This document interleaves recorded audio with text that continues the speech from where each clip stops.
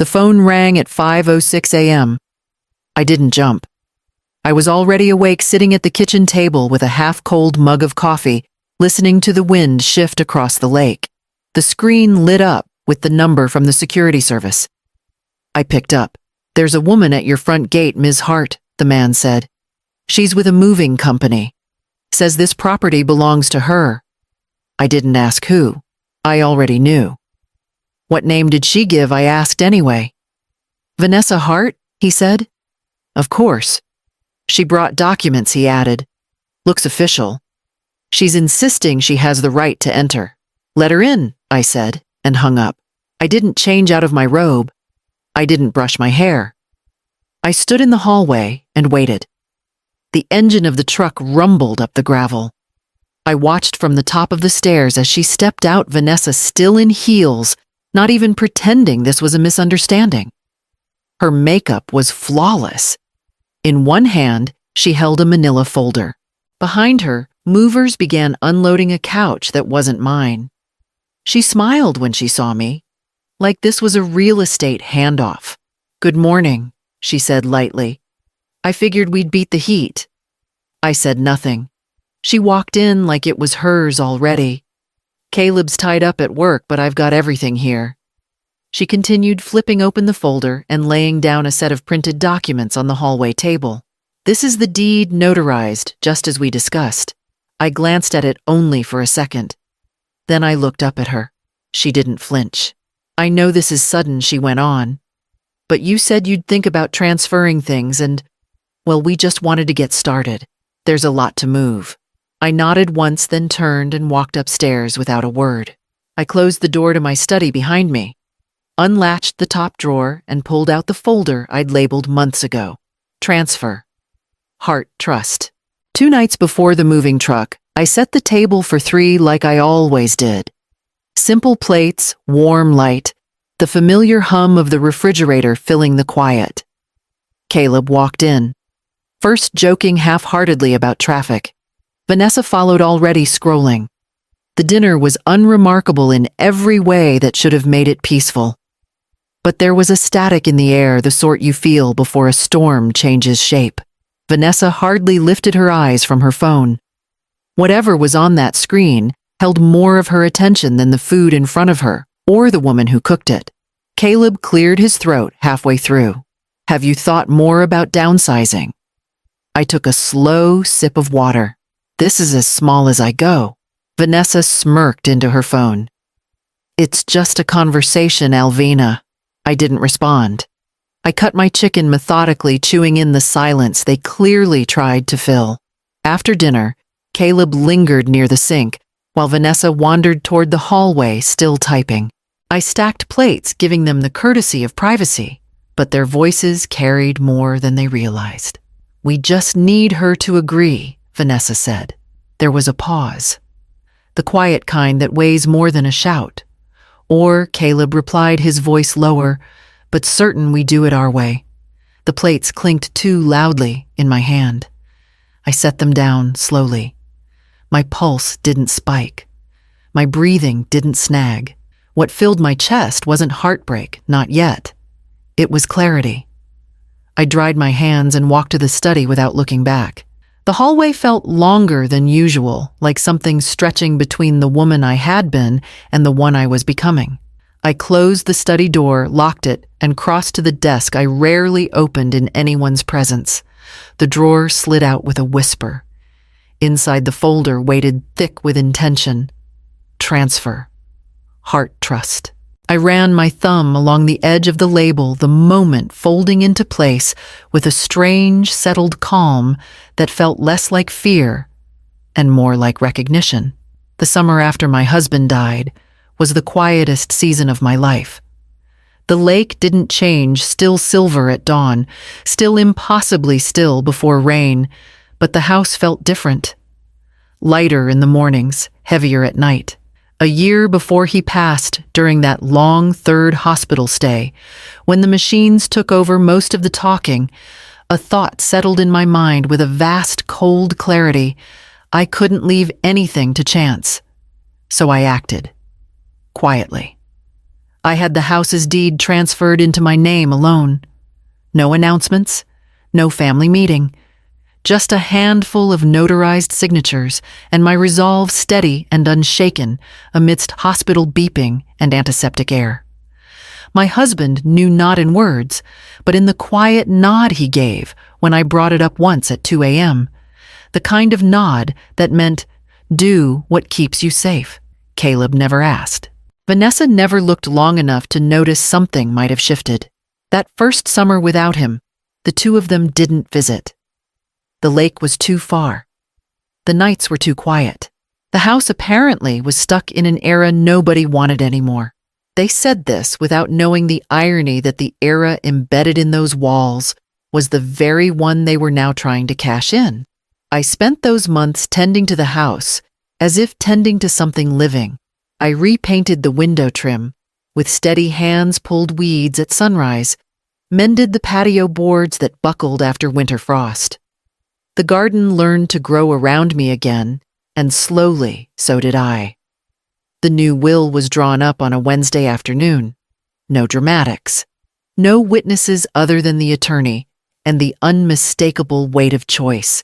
I placed it in a separate trust under my maiden name, an identity whole and unmarred by anyone's expectation of me. I didn't lie by omission.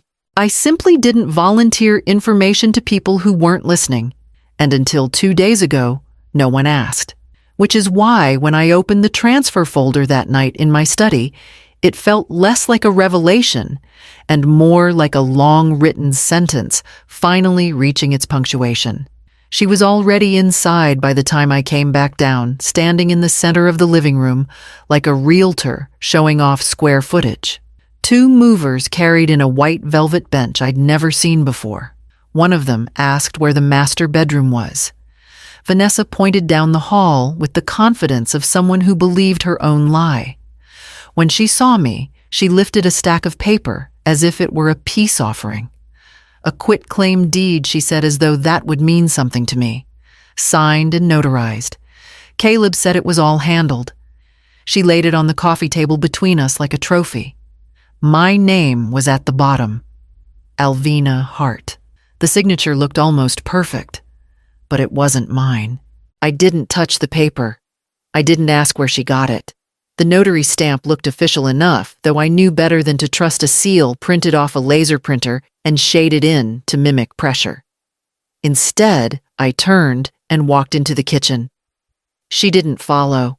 I moved slowly, as if I were still waking up from a dream.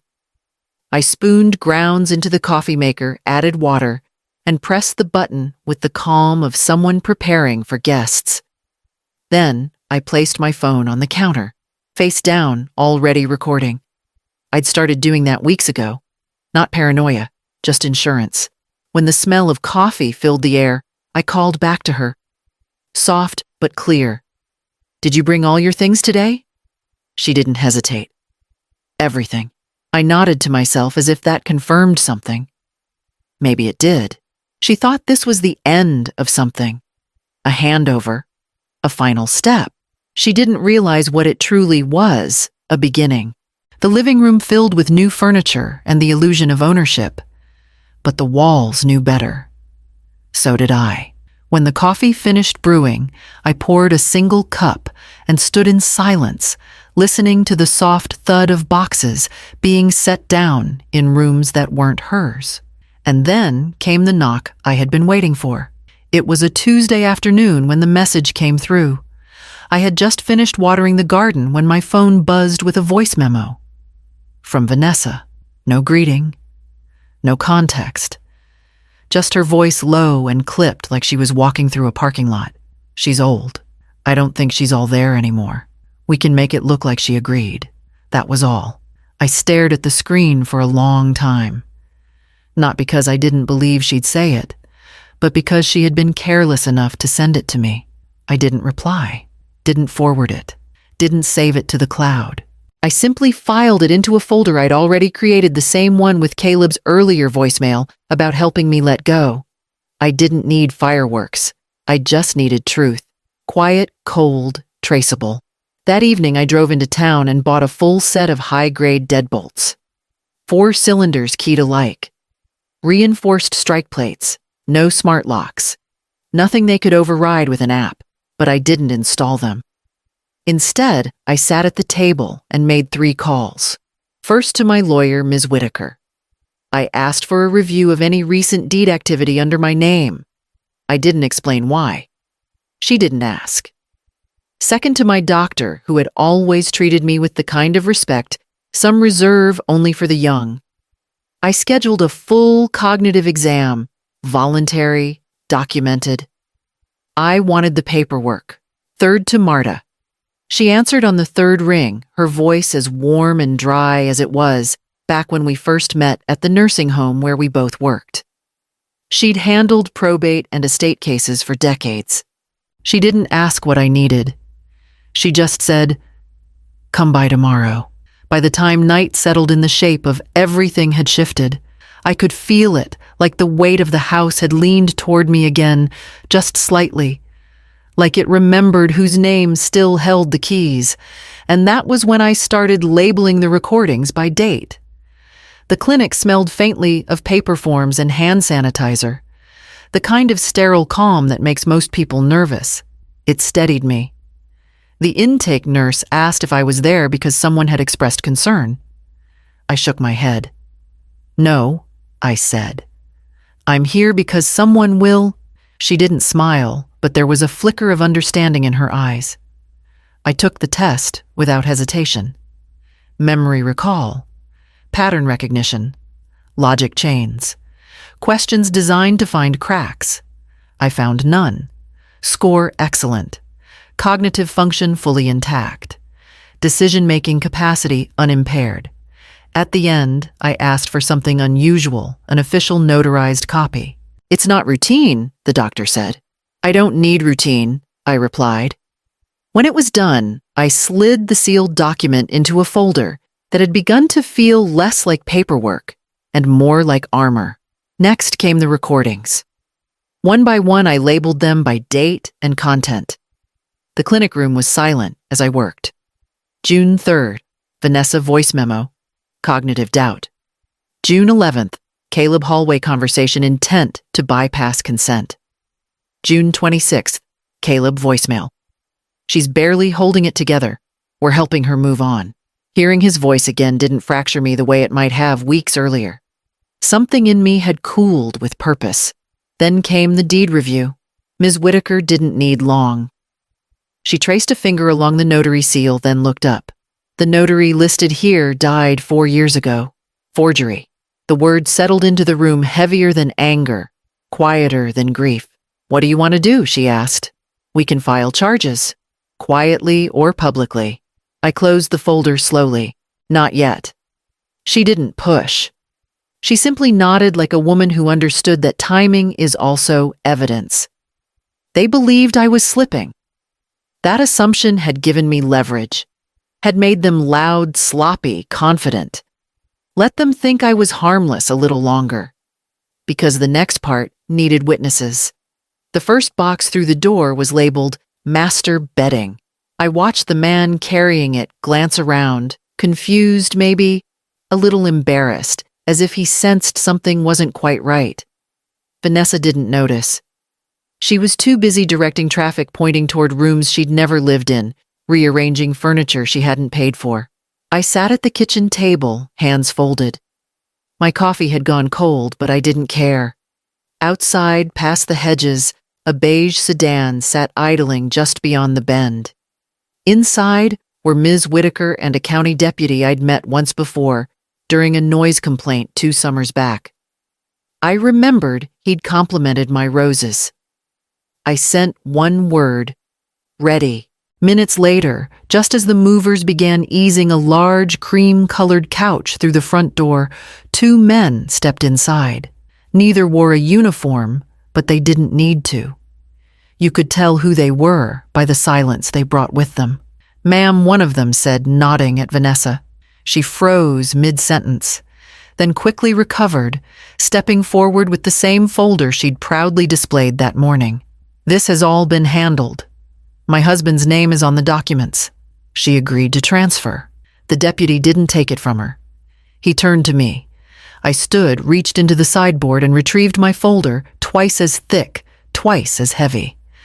I handed it over without speaking. The deputy opened it and began reading. Slowly, carefully. His brow tightened around the third page. When he reached the notarized cognitive evaluation and the timeline of recordings, he turned to Vanessa. "Ma'am," he said calmly, "we're going to need you to step outside while we verify some of this." Her eyes narrowed.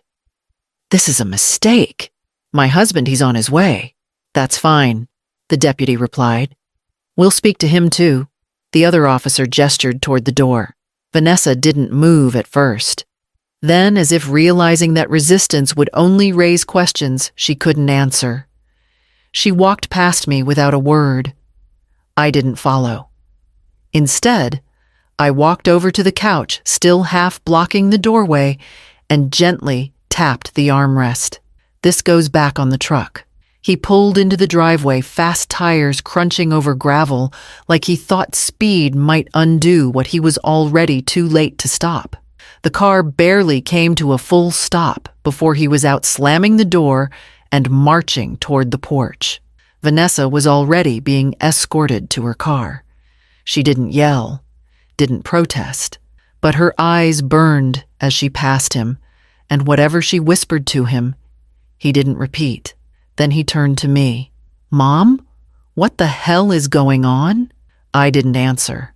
He looked around, taking in the half-moved boxes, the two officers still talking near the gate, the moving truck now at a standstill.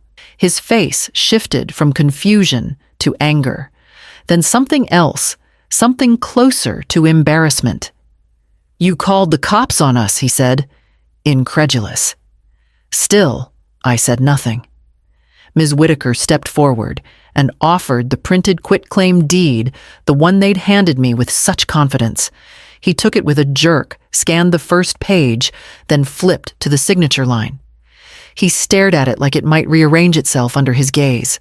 "I didn't know he began.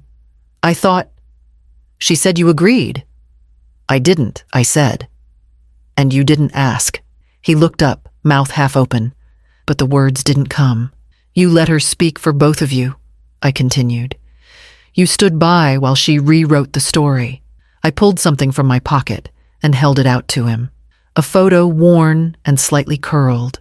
Caleb, at 8 years old, crouched in the garden beside his father, hands covered in soil, both of them grinning at the tomato plant they'd just put in the ground. He didn't take it. Instead, he looked away, jaw clenched like memory itself had become an accusation. "So what now?" he asked. I tucked the photo back into my sweater and stepped aside, motioning toward the door. "You'll have to live somewhere else," I said. "This house remembers the people who built it." I turned and walked toward the back, where the afternoon sun was already warming the patio bricks. By noon, the last box was gone. The truck rolled away without ceremony, and the dust it stirred settled before anyone looked back. No one said goodbye. No one offered a final word. The air in the house grew still again, like it had exhaled. I moved through the rooms slowly, not to reminisce, but to record. The guest room. The office. The hall closet they'd peeked into when they thought I wasn't watching. I took photos from every angle, time-stamped, labeled, not because I thought they'd come back, but because I knew they might try to rewrite what happened here. I scanned every page from my folder, medical evaluations, notarized letters, the forged quitclaim deed, my real deed, the full chain of ownership. Then I uploaded it all to the encrypted server, tied to the Hart Trust. Off-site. Secured. No one could touch it without my key. Finally, I filed the police report, not because I wanted anyone arrested, but because there had to be a record. Not for them. For me. Some people collect keepsakes from wars. I collect documents. Back in the kitchen, I picked up the same mug from earlier that morning, still sitting where I'd left it. I poured fresh coffee and sat at the table, steam rising gently through the light. There was no celebration. No sharp thrill of justice. just the soft, quiet presence of something I hadn't felt in weeks. Control. The walls didn't feel invaded anymore. The silence wasn't hollow. Now it was full. It was mine. I made a list for tomorrow. Garden maintenance, a call to Marta to update the trust, and a note to change the locks after all. Not because I felt unsafe, because I finally had the time. I reached for the garden gloves sitting by the door and opened the back screen, the sun pressing lightly on my face. The tomato vines had started to climb again, stronger this year. After the frost. And just past the garden bed, the gate creaked open. Marta came by on a Thursday just after lunch. She brought bakery bread and didn't mention the headlines. We didn't need to. The silence between old friends is a language of its own. We walked slowly along the lake trail, the same one my husband used to clear every spring. The tall grass had grown back in places, wild and leaning, but I left it this year. Some things are better left to bend. When we reached the edge of the garden, I paused and pointed toward the rose. It survived frost, I said. It'll survive them. Marta smiled, then bent down to pull a weed poking through the beans. Neither of us said their names. Back at the house, the new locks were in. Heavy, solid, keyed by hand. No more soft clicks, no more flimsy hardware from chain stores. These weren't just for keeping others out. They were for reminding me that I chose what stayed in. The legal team had sent updates. Charges were pending, though no court date yet. I hadn't asked for the specifics. That part no longer needed my energy.